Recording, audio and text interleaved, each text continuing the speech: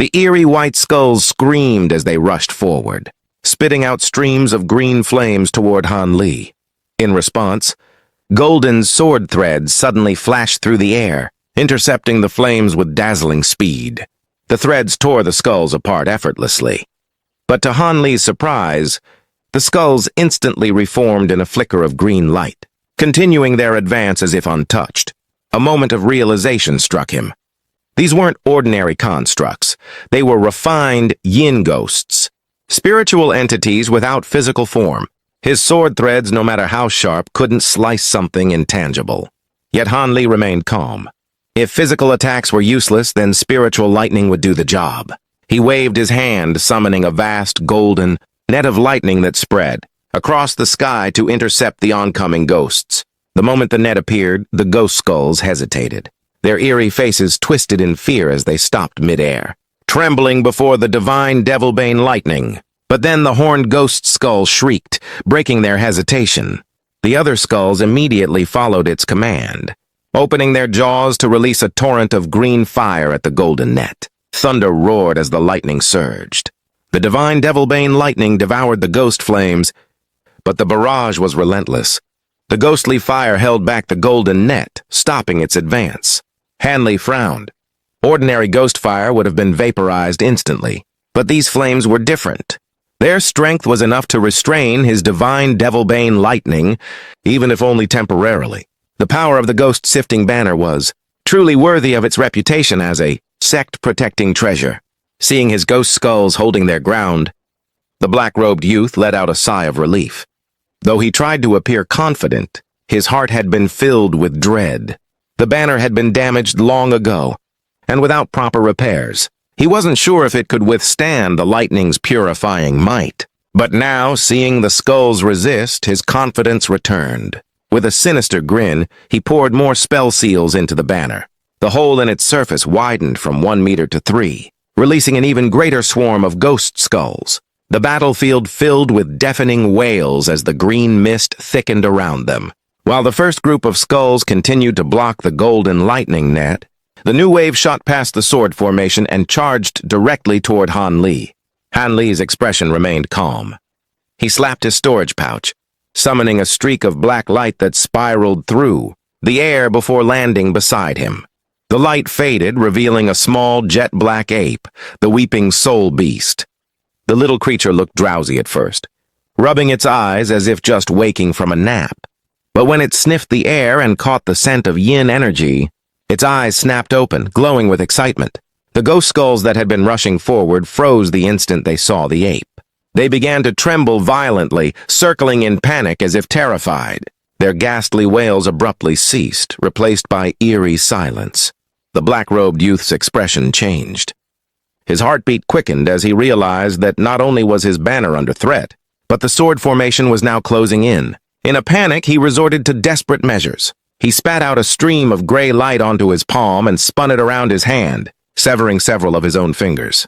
The bloody stumps dripped as the severed fingers exploded into mist, drifting toward the horned ghost skull. The horned skull inhaled the blood mist, and the green flames surrounding it intensified, burning even brighter. The surge of energy drove the other skulls into a frenzy. With shrill cries, they unleashed another wave of green fire toward the weeping soul beast. The ape roared, its small body wrapped in dark light as it rapidly expanded. In a heartbeat, it grew into a towering beast over 10 meters tall.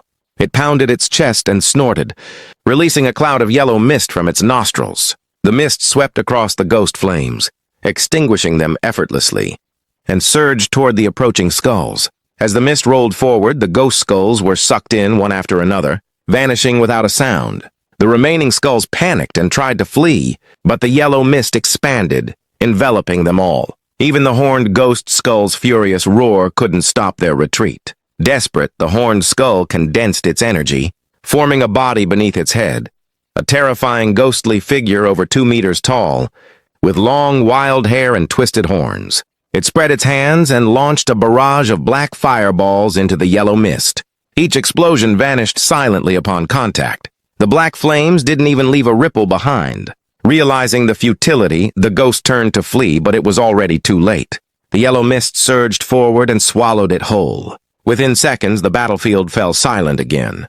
The mist returned to the weeping soul beast, who inhaled it deeply before exhaling once more, sweeping away every trace of yin energy left in the air. The black-robed youth's face twisted with horror. He had heard rumors about Han Li's spirit beast devouring the undead, chi of the copper-armored corpses, but he had dismissed them as exaggeration. Now seeing the creature consume the yin essence, devil skulls refined from the ghost, sifting banner itself, he realized the truth and his mistake. Regret flooded his heart. Had he known the beast possessed such terrifying abilities, he would never have faced Han Li alone. Even among his sect's elders, the weeping soul beast was feared nearly as much as Han Li's golden lightning bamboo swords, but it was too late for regret. The golden threads of the sword formation were now less than 10 meters away. In panic, he slapped his storage pouch again, releasing 8 treasures that floated around him in a circle of multicolored light. Yet before they could defend him, countless golden threads shot out, slicing them apart like paper. Pale with fear, the youth grabbed the ghost-sifting banner and channeled all his remaining energy into it. His body blurred, merging with the banner's light until both transformed into a cloud of green. Yin mist that shot skyward. It was his last hope, escape. If the banner's defensive might could withstand the sword, formation for even a few moments, he might survive. Han Li's eyes turned cold. He could tell the youth had reached his limit. Taking a deep breath, he opened his mouth and spat out a brilliant orb of golden lightning. The orb burst apart mid-air, spreading into a massive net of divine devilbane lightning that covered the sky. The green mist barely reached the formation's edge before hundreds of golden threads slashed through it. Each flash tore away a portion of the yin mist until only a thin layer remained. The black-robed youth's distorted voice screamed from within, filled with fear and fury. "You actually mean to kill me? Don't you want to know how to dissolve the soul seal curse?" Han Li's tone was steady and cold. "Don't worry, I'll extract the answer from your primal soul. You dare use a soul search technique?" "You ah!" His words were cut short as the last trace of mist was torn apart. His body was shredded into countless pieces, leaving only a glowing green nascent soul floating amidst the golden light. The nascent soul darted upward, but a net of golden lightning was already waiting. Han Li raised his hand and commanded, "Restrain!" The net tightened, sparks flickering as the trapped nascent soul screamed in agony. "If you try to search my soul, I'll detonate my nascent soul. You won't get anything from me." Han Li frowned and paused the net's movement. The nascent soul seized the chance, its voice trembling yet cunning. "Let me go, and I'll tell you how to dissolve the curse and save your Tao companion. Otherwise, you'll never learn the truth." Han Li's eyes narrowed. Just as he hesitated, a faint purple glow appeared around the struggling nascent soul. Shimmering net of violet light wrapped around it, tightening in an instant. From behind, Silver Moon emerged silently in a flash of white light. She opened her mouth, releasing a fragrant pink mist while her fingers flickered, sending streaks of silver light straight toward the trapped soul. The nascent soul wavered, its small body trembling as a fragrant pink mist enveloped it. The scent dulled its senses, clouding its mind until it could barely think. Then, streaks of silver light flashed through the haze, striking it again and again. The tiny figure froze in place. Unable to move, its spiritual power sealed, even the ability to self-destruct stripped away. Its pale face turned toward the white-robed woman beside Han Li, disbelief and fear flickering in its eyes. Han Li glanced at Silver Moon and spoke in a calm tone. "Not bad. You handled that cleanly." Though he had been the one to give the order, he still offered her praise. Silver Moon's lips curved into a light smile. "It was all because Master told me to attack at the right moment. This one only wanted to flee and was too careless, allowing me to replace myself with an illusion." She waved her hand and the shimmering illusion nearby dissolved into a sphere of white light before fading away. Han Li said nothing more. He smiled faintly, raising his hand as the massive, golden net of lightning twisted back into a glowing sphere and vanished into his palm. The Aureate sword formation dissipated soon after, and the 36 flying swords shrank into streaks of light that slid smoothly into his sleeve. Then Han Li turned his gaze to the captured nascent soul of the black-robed youth. The tiny figure glared at him furiously, its mouth opening in an attempt to curse him, but it no longer had the strength to utter a sound. Hanley's expression hardened. Silvermoon, take him to the forest's edge. Search his body for the method to dissolve the soul seal. Curse! Without another word, his figure blurred into an azure streak as he flew toward the other side of the forest. Yes, master, Silvermoon replied softly. She grasped the weakened nascent soul and followed after him. A faint pink mist trailed behind them as they disappeared beyond the trees. Far away, roughly 100 kilometers, from the island where the battle had taken place, 6 streams of light cut across the sky, heading straight toward Han Li's location. Leading them was Elder Cheng, the silver-haired elder of the Drifting Cloud sect. Behind him, a red-nosed, rotund old man frowned. Fellow Taoist Cheng, are you sure of what you sensed? The teleportation formation was far too simple. It shouldn't have been capable of sending someone this far. Elder Cheng nodded firmly. I'm certain. I can still faintly sense Junior Marshal Brother Han's spiritual mark. But everyone be careful. The enemy is at least a mid-nascent soul devil cultivator. Even though we have numbers on our side, a moment of carelessness could be fatal. The child fire dragon grinned. No need to worry. Brother Long brought the divine, bewildering bell with him. Even if things turn bad, we can retreat without a problem. Elder Cheng turned to the gray-robed old man and gave a grateful nod. Indeed, if Brother Long hadn't brought such a powerful treasure, I wouldn't have risked bringing you all here. If the enemy truly turns out to be the yin-sifting sect master, we could have been walking to our deaths. The gray-robed old man smiled modestly. Brother Cheng once helped me in the past. It's only right that I return the favor. Besides, the yin-sifting sect has gone too far, injuring one of our own right under our noses. It's time they learned the cultivators of the state of Xi are not to be underestimated. Another member of the group, a tall man with a dignified air, chuckled. Still, I'm quite curious about this fellow Taoist Han of yours.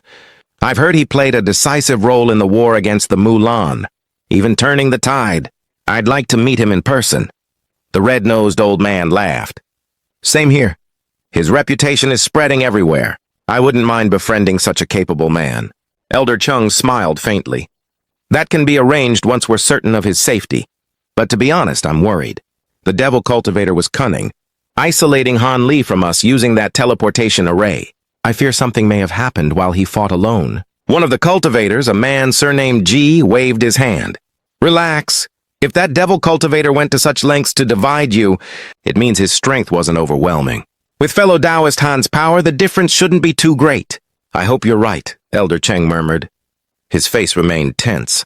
He still remembered the terrifying aura that day when Nangong Wan was attacked. If that devil cultivator wasn't at late nascent soul stage, he was certainly at the peak of mid-stage. Han Li's survival was no small matter, but the faint connection he sensed to Han Li's spiritual mark reassured him that his junior marshal brother still lived. As they drew nearer to the island, the group fell silent. Then Elder Cheng suddenly stopped mid-air, his expression sharp. What's wrong, Brother Cheng? Someone asked quickly. Junior Marshal Brother Han is flying toward us, Elder Cheng said. I'm not sure if he's already dealt with the matter, or if something went wrong. The gray-robed old man tightened, his grip on the divine, bewildering bell. Then, let's be cautious. If something has happened, we'll be ready to help. He raised the small yellow bell in his palm, its faint golden glow shimmering. The others immediately summoned their own treasures, preparing for a possible battle. Moments later, a streak of azure light approached at incredible speed. Elder Cheng's eyes widened and relief washed over his face. It's him, Junior Marshal Brother Han. He's unharmed. The others looked equally surprised. If Han Li was safe, did that mean the devil cultivator had already been slain? The azure light halted before them, revealing Han Li's calm figure. His expression seemed slightly weary, but when he saw his fellow cultivators, he smiled faintly and cupped his hands. Senior Marshal Brother Cheng, fellow Taoist fire dragon, it seems you've all come to help me. I'm grateful for your concern. The gray-robed old man, surnamed Long, laughed lightly. You jest, fellow Taoist. It seems we arrived too late. There's nothing left for us to do. His tone was polite, but curiosity flickered in his eyes. Seeing that no one pursued Han Li, Elder Chung finally asked. Junior Marshal Brother Han, what happened to the Devil Cultivator? Did you manage to escape? Han Li's tone was calm and unhurried. No need to worry. I killed him and destroyed his nascent soul. But he wasn't. The yin-sifting sect master, only one of their elders. What? Elder Chung's voice rose in disbelief. You killed him? He was at least mid-nascent soul stage. Are you certain? The others were equally stunned. They all knew how dangerous that devil cultivator had been. Even with their group, facing such a foe would have been difficult. Yet Han Li had handled it alone. Han Li remained composed. It was mostly luck. I happened to restrain his techniques. Then, as if remembering something, he took out a small black object and tossed it to Elder Chang. The old man caught it and studied the strange medallion. Talismanic symbols glowed faintly across its surface, and the character for Sift was engraved at its center. Elder Chung's brows furrowed. This is the command medallion of a yin-sifting sect elder, Han Li explained. It's a spiritual artifact of some strength. You can use it to confirm his identity. The others examined the item with serious faces. Its ominous energy left no doubt about Han Li's claim. When they began asking about the details of the battle, Han Li kept his answers brief, unwilling to elaborate. Realizing this, the others respectfully dropped the subject, though their admiration for him only deepened. Anyone who could slay such a formidable foe alone was worth befriending. With the matter resolved, Han Li treated them all politely, chatting along the way as they returned. Eventually, he and Elder Chung split off from the group and flew back toward the drifting cloud sect. Inside the sect's grand hall, the silver-haired elder finally asked the question weighing on his mind. Junior Marshal Brother Han, did you find the method to dissolve the soul seal curse? On the way back, you seemed uneasy. Were you unable to obtain it? Han Li sank into a chair, a wry smile tugging at his lips as he spoke. The yin-sifting sect elder only knew how to cast the curse, not remove it. From what I discovered using the soul-searching technique, only the sect master and the great elder of the yin-sifting sect know the method. No other elder would have any clue how to dispel it. Senior Marshal Brother Chung's brow furrowed, disbelief evident in his voice. He didn't know how to dissolve the curse?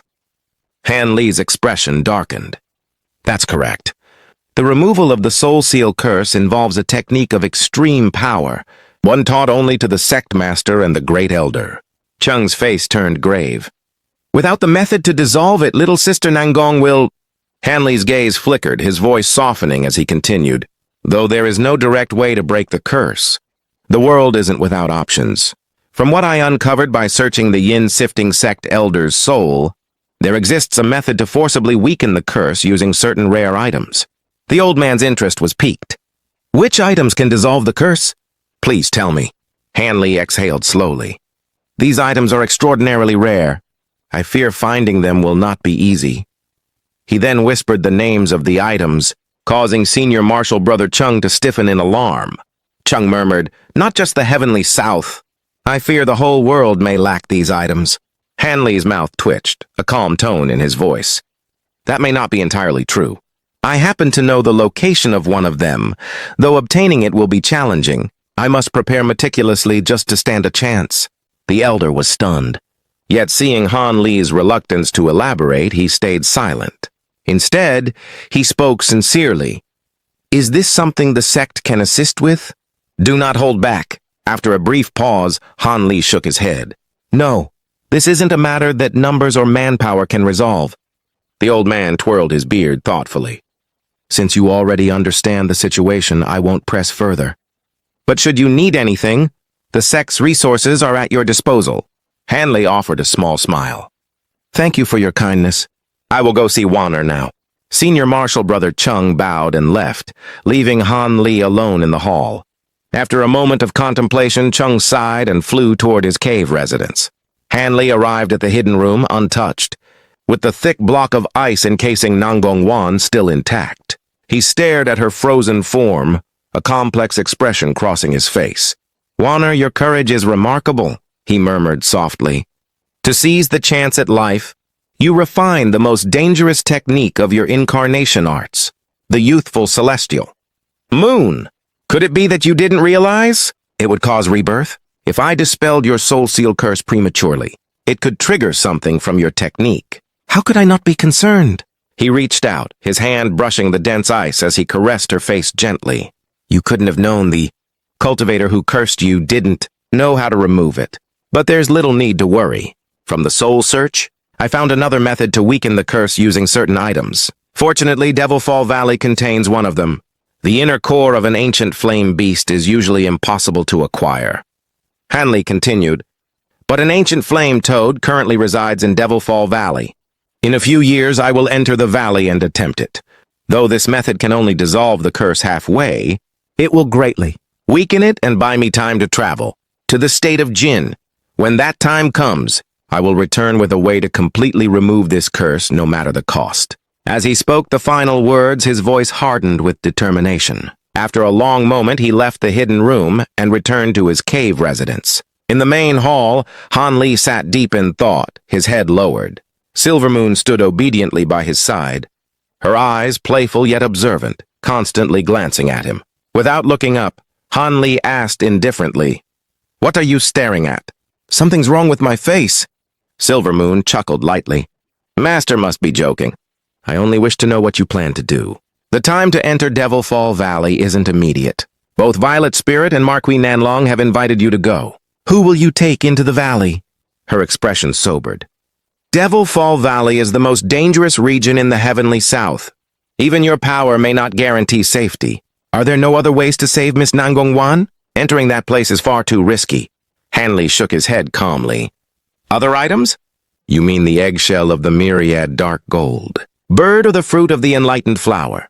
Those are long extinct. Even if they exist, they are hidden in remote corners of the world. The demon core of the ancient flame toad is the most feasible. Following Master Kangkun's route and acting without greed, I should survive. As for which party I join, I'll decide later. Silvermoon lowered her head, offering no opposition. If Master has decided, there's nothing more for me to say. Hanley smiled, rubbing his chin. Before entering Devilfall Valley, I must prepare. I'll go to the far west to acquire the final 2 layers of the Great Development Technique. I also need to check whether the 1,000 Bamboo School has designs for high-grade puppets. The puppet refinement methods I obtained from Soaring Heaven City cannot be used yet. The materials, especially myriad-year ironwood, require an enormous amount of green liquid to mature. With only a few years, honing magic treasures or cultivating techniques would have little effect. Puppets from the 1,000 Bamboo School, strong enough for a core formation stage cultivator, will make entering Devilfall Valley safer. He narrowed his eyes, already planning. Silvermoon nodded thoughtfully. Your reasoning is sound. We will follow your plan. A shadow of concern crossed her face. But the far west is difficult to reach. We must pass through the righteous Tao's state of Ju and a vast desert. Hanley nodded. The desert is dangerous. Its skies are plagued by relentless windstorms. Magic power will be exhausted halfway. Walking may be the only option. The far west is small, poor, and mostly ignored by the Heavenly South. It's ruled by the 1,000 Bamboo School, and few attempt the journey. Silvermoon frowned. Walking would take far too long. Hanley handed her a jade box. While I prepare, I leave matters in your hands. Pour green liquid over it and see if it shows signs of life. Silvermoon opened the box, eyes widening. The profound goddess palm. Master, you're letting me handle this? Hanley smiled mysteriously. If it doesn't revive, it will become material for tool refinement. I'll also refine the wood. Spirit nascent and handle the corpse. Demon. I've learned a suitable method from the Yin sifting sect. Elder. Leaving the corpse demon alone is too risky. Silvermoon pursed her lips, tone resigned. I'll follow your orders, Master, as I was the one who recognized you as my master. Hanley grinned and spoke a few final words before leaving the hall. After a moment, Silvermoon called after him, her expression serious. Master, there's something I've been meaning to ask. What is it? Hanley turned to Silvermoon, curiosity written clearly across his face. With careful composure, Silvermoon asked, Master, ever since you took me in as an artifact spirit, you haven't used me in battle or to enhance the power of your flying swords. Why is that? Hanley frowned in mild surprise. Why are you asking this? Lowering her head, Silvermoon whispered softly, It's nothing more than a casual question. After all, my true nature is that of an artifact spirit. Hanley's eyes narrowed thoughtfully. Artifact spirit? You think of yourself as a common artifact spirit? Ordinary artifact spirits lack intelligence, so why even ask? Summoning you frequently as an artifact, spirit would consume too much of your spirit essence, and overuse could even cause the spirit to disperse. From my perspective, your demon fox body is far more useful. Unless it's a last resort, I won't use you as a mere artifact spirit. If your cultivation suffers as a result, that would benefit neither of us. Satisfied, he turned and left the hall, leaving Silvermoon standing in quiet contemplation. After a brief moment, she glanced at the jade box in her hand, smiled faintly, and walked away. Hanley entered his cave residence and began preparations to cultivate a second nascent soul. The divine power of such a soul surpassed ordinary techniques, and his refinements required meticulous effort. Sitting cross-legged, Hanley held a faint azure jade slip, letting his spiritual sense read through the profound nascent formation arts inscribed upon it. After some time, he withdrew his spiritual sense, closed his eyes, and formed an intricate hand gesture while whispering incantations. Azure light flickered from the top of his head as he summoned his first nascent soul, the one he had painstakingly cultivated over 200 years. The nascent soul appeared slightly stronger than before, its jet-black eyes intelligent and watchful. Hanley had only manifested it in a safe location, knowing that any unexpected disturbance could weaken it. The nascent soul lingered on Hanley's head, then enveloped itself in a ball of azure light, floating and gradually mastering the art of flight within the hidden room. Eventually, it hovered in a corner, hands forming a precise incantation. In a flash of light, it vanished and reappeared above Hanley's head, slightly pale from expending its vitality, demonstrating the divine instantaneous movement unique to nascent souls. Stretching, it streaked like white light into Hanley's head, and he opened his eyes slowly, expression grave. It seems the nascent soul has matured after years of nurturing. Though it cannot match the nascent souls of ancient eccentrics, refining a second one shouldn't pose a problem. Hanley then summoned a talisman-sealed jade box and dispersed its talismans with a sweep of his sleeve. Within, a sparkling golden sphere held the wood spirit nascent. The soul fade technique is almost complete, Hanley murmured. He reached toward the sphere, and a flash of golden light erupted. Lightning arcs surged into his hand and vanished. When the light cleared, a delicate, small green figure appeared, the wood spirit nascent. Its body was densely covered with jet-black needles, eyes closed as if asleep, the needles flickering with green light intermittently. Hanley inspected it carefully before extending his index finger toward its forehead. A bean-sized green light burst forth, transforming into a thread of light that penetrated the nascent soul, reading its inner workings. After some time, he withdrew his finger and thread. Stroking his chin, he pondered the next step. With a wave of his hand, the needles flew into his sleeve, leaving the nascent soul contained in the wooden box unconscious. He then performed a strange incantation, gesture, and struck the wood spirit nascent with a spell seal. The nascent soul floated out of the box, reaching Hanley's head height, then sat cross-legged across from him. Hanley closed his eyes and manifested his first nascent soul once more. This time, its expression was tense and serious. It approached the wood spirit nascent, both small figures now side by side, their differences in size and aura highlighting their opposition. Hanley's nascent soul began chanting an arcane incantation, sending a ball of azure spirit essence to the wood spirit nascent's face. Slowly, the nascent stirred and opened its eyes, dull and lifeless as if a puppet. Hanley's nascent soul widened its eyes, forming rapid incantation gestures. 2 beams of azure light shot from its eyes, striking the wood spirit nascent directly. Both figures shuddered violently, the wood spirit nascent screaming in pain before collapsing to the floor, and Hanley's nascent soul strained in control, suffering yet maintaining dominance. The torment continued intermittently throughout the day, finally subsiding 2 days later. Hanley emerged, exhausted but with a trace of excitement in his eyes. Previously, he had feared potential backlash from invading the wood spirit nascent's consciousness. Using the soul fade technique and fading needles, he had weakened it sufficiently to safely establish a second nascent soul. With its consciousness fully subdued, Han Li erased its last trace and poured a fragment of his spiritual sense into it, assimilating the nascent soul as his own.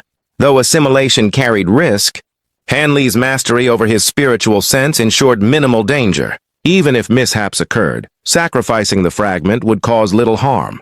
The process could take 3 to 8 years, or 10 if unlucky, but the second, nascent soul would not be needed in Devilfall Valley immediately, so delay was irrelevant.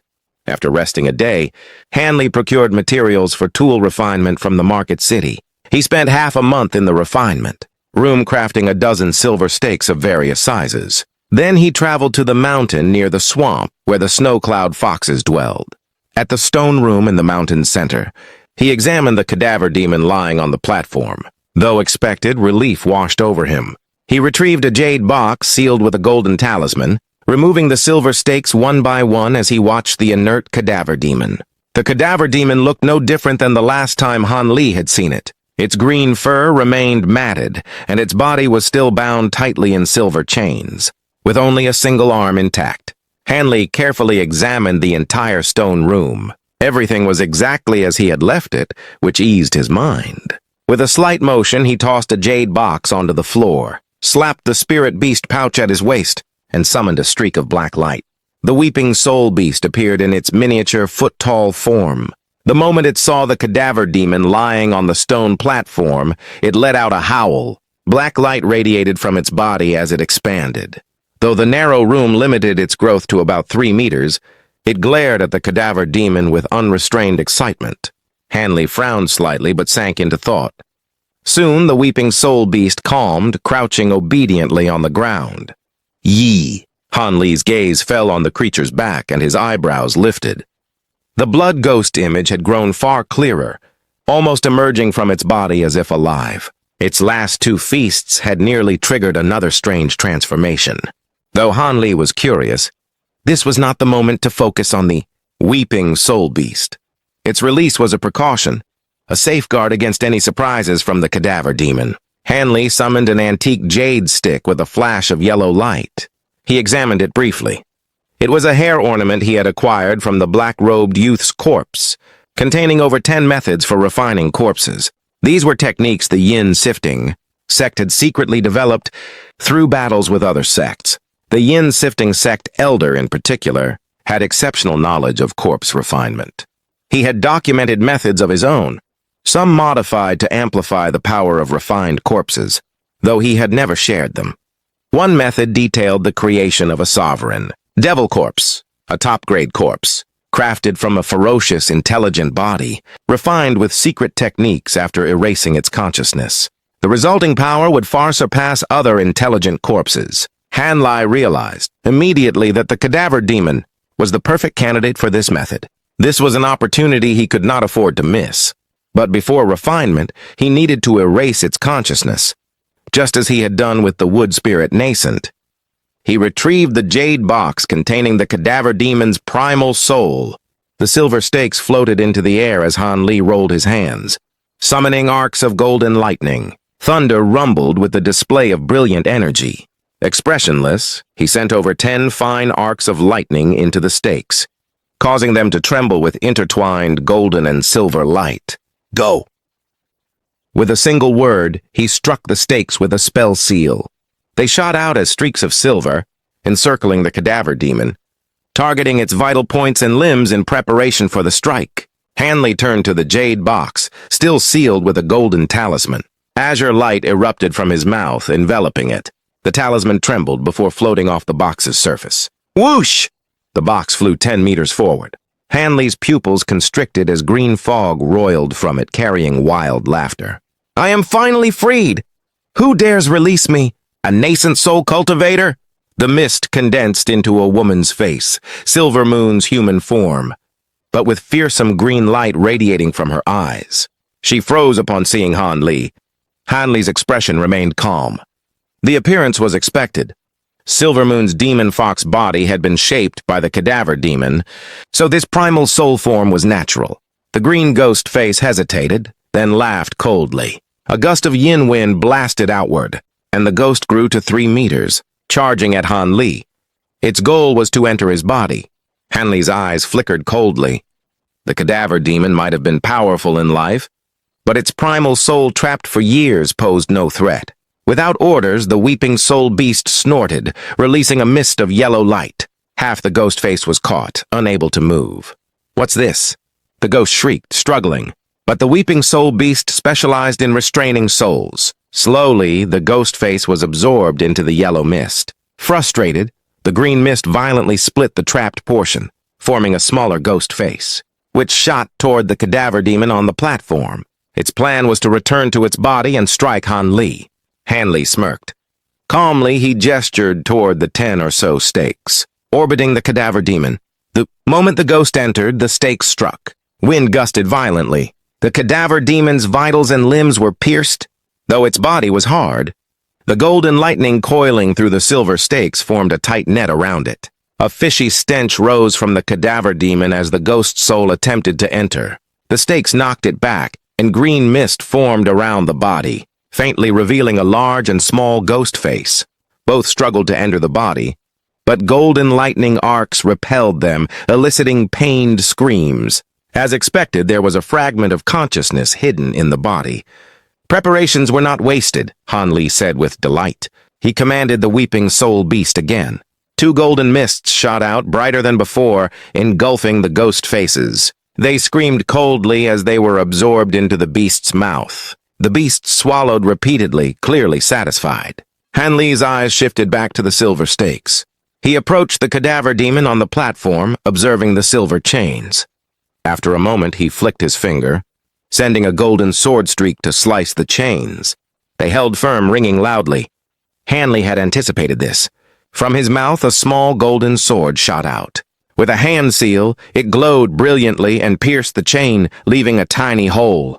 He continued casting incantation seals, directing the sword at the same spot repeatedly. Finally, the silver chains snapped. They slid off the cadaver demon like serpents and flew into Han Li's hand. Stroking them, he noticed the surface was unusually smooth, densely etched with tiny talisman characters, almost invisible to the naked eye. Shock flashed across Han Li's eyes.